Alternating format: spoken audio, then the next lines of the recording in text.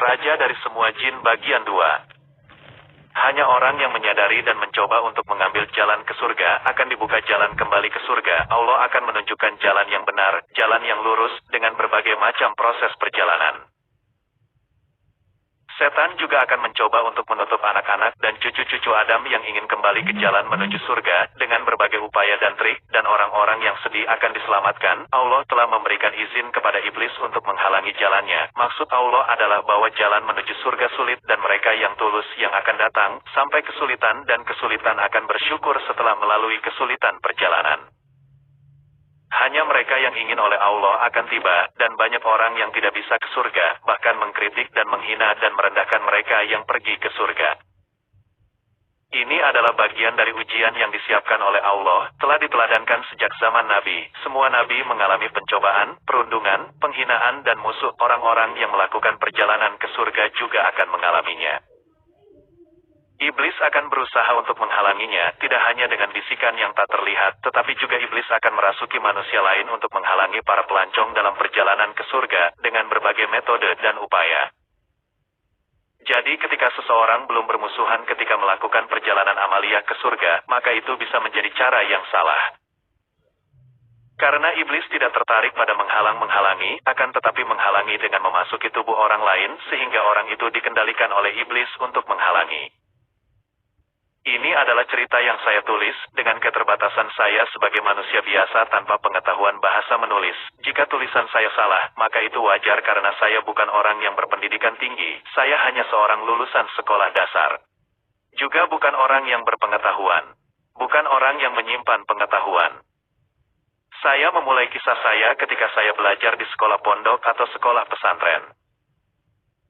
Di pondok saya dijadikan pemimpin pondok dan guru. Suatu kali seorang santri saya dari daerah Sumatera dirasuki, dimiliki karena ia berlatih ilmu meraga sukma atau pengetahuan tentang sukma bisa meninggalkan tubuh, mengembara dengan supranatural karena mempraktikkan pengetahuan itu.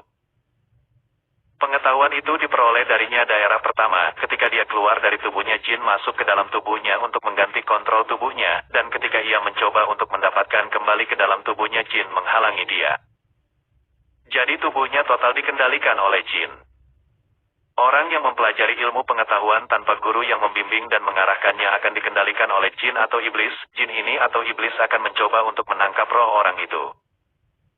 Aku tidak mengerti sihir pada saat itu, aku kagum dan bingung tentang sesuatu seperti itu. Selain itu, yang kerasukan mengamuk, mematikan semua lampu, mematikan listrik dan menghancurkan trafo listrik, naik ke genteng, berlari di atas genteng pondok itu sehingga banyak genteng yang rusak. Ketika hari mulai petang, anak tersebut mulai dirasuki, anak itu menjadi tebal dan berotot, sehingga sulit untuk memegangi padanya ketika dia marah, semua siswa di pondok kewalahan. Akibat hal itu, banyak fasilitas rusak hanya karena satu anak dirasuki, kami mencoba untuk mengikatnya. Dengan menggunakan tambang, meskipun itu diikat ketat dan kuat, itu masih bisa lepas. Kami bahkan mengikatnya ke tiang pendukung pesantren, itu masih bisa lepas, karena tidak bisa mengatasinya. Jadi kami meminta bantuan dari orang luar, orang yang lebih mengerti yang kami pikir bisa membantu, tapi masih tidak berhasil. Karena itu sangat mengganggu, kami mengembalikan solusinya. Di sana saya berpikir, menghadapi orang kerasukan tidak selesai, benar-benar saya tidak berguna. Saya merenung, apakah ada pengetahuan untuk menaklukkan kerasukan jin yang seperti itu?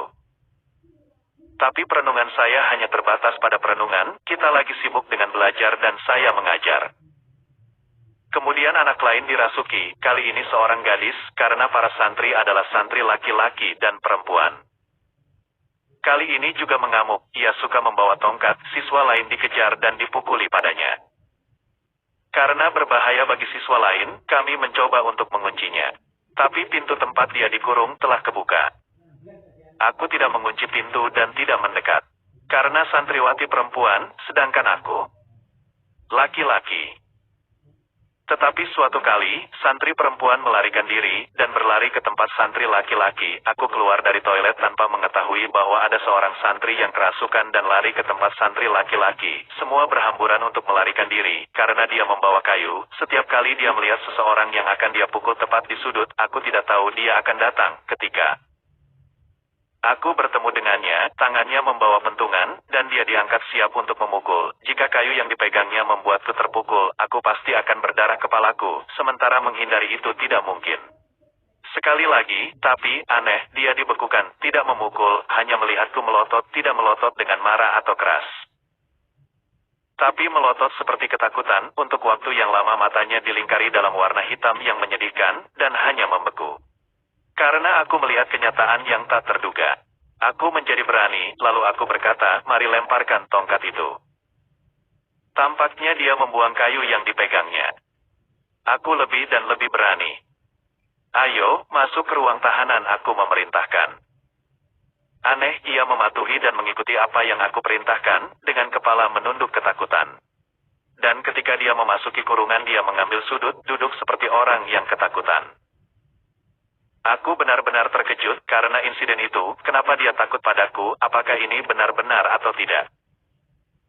Keesokan harinya dia menendang lagi pintu ke tempat dia dikurung karena kami tidak tahu cara mengobatinya, jadi dia terus dirasuki, aku juga tidak tahu bagaimana cara mengeluarkannya. Aku dipanggil ke asrama perempuan,